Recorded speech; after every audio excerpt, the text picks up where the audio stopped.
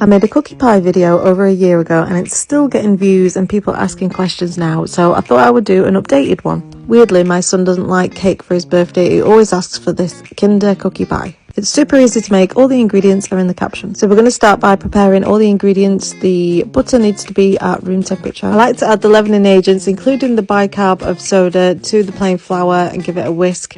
People were asking on the last video, do we need to use the bicarb of soda? And the answer is yes, because we are using brown sugar and chocolate. It just helps to bake the dough evenly and it gives it that lift. It also helps with the flavour to make it soft and chewy. If you didn't add the bicarb of soda, then it would be dense and won't bake properly. So to make the dough, we beat the butter and sugars on a medium setting until they're soft and fluffy.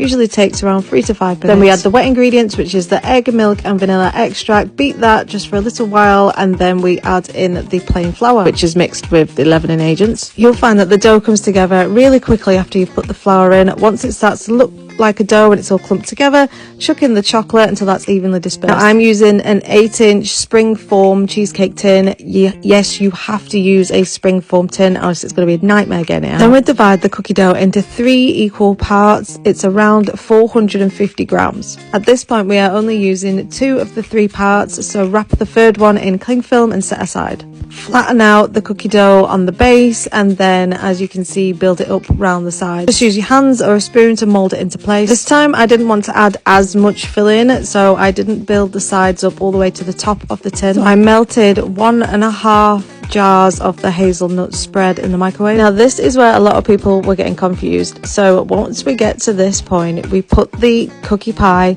in the freezer for 1 hour. We need the middle to firm up a bit so that we can place the top on. You can roll out the cookie dough to make sure that it fits nicely on top.